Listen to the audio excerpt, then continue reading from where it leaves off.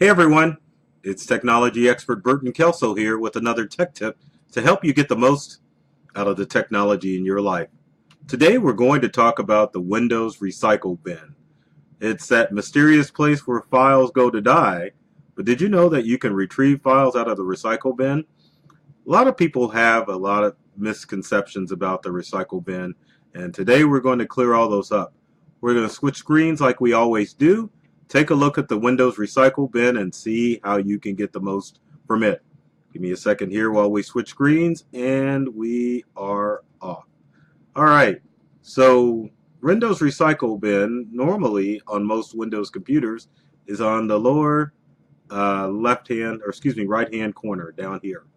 The way you can get in recycle bin is you can double click on it, or if you're on a Windows 10 or a Windows 8 computer, you can go to Siri, or excuse me, not Siri, Cortana, which is the Windows equivalent to Siri, and you can type in the word recycle bin. Either way, if you search for recycle bin or click on it, it will open you up to the recycle bin. And as you can see in the recycle bin, there are a ton of files that I deleted out. It shows me the date deleted, it shows me the type of file deleted, and it shows me when the file was modified as well. So it shows me all the things that you can see in the Windows File Manager, but there are specific things that you can do when you're in a recycle bin. So the recycle bin, let's go ahead and minimize this screen here, has specific properties that you can use for your recycle bin. So if we go to recycle bin properties, it tells me the space that's available on the recycle bin, and it also tells me where it's located on the C drive. So right now I've got 930 gigabytes of space available. I can either go and have a custom size for my recycle bin, or I can go and tell recycle bin to delete files immediately if I don't want to retrieve them out.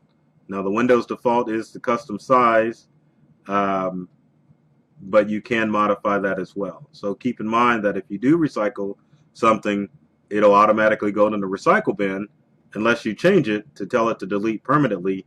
It'll just stay in the recycle bin. And finally, for the properties of the recycle bin, you can have the display message that says display delete confirmation dialog, so that way you know when files are going to the recycle bin.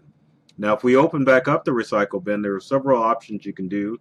If you right click on a file, you can either restore the file back to its current location or previous location, or you can click on cut, which will cut that file, and then you can put it where you want to. So say for example I wanted this file back.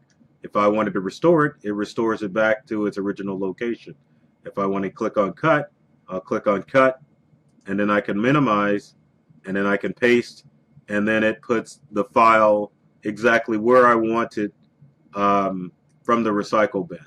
Then also if I right click on the file again and I click to send recycle bin, then it'll send it back to the recycle bin. Now back in the recycle bin, the other options I can do with files is I can tell it to delete.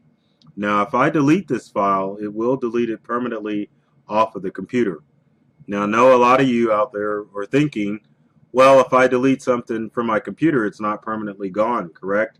Well, that is correct, but the challenge with files and computer hard drives is that if I save a file and it saves in the space of what I deleted out of the recycle bin, then it would make that file virtually impossible to retrieve.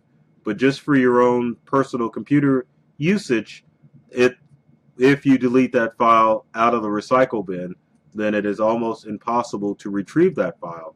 So when deleting items out of the recycle bin, it's probably in your best interest to know if you want to get rid of that file or not.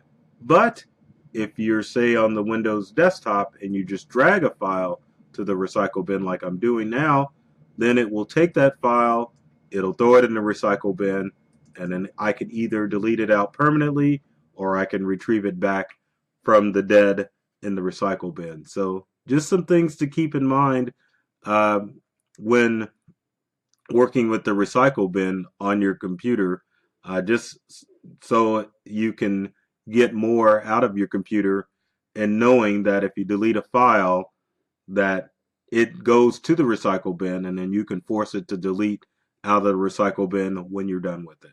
So hopefully that gives you a little bit more information about the Windows recycle bin and how to use it a little bit more effectively.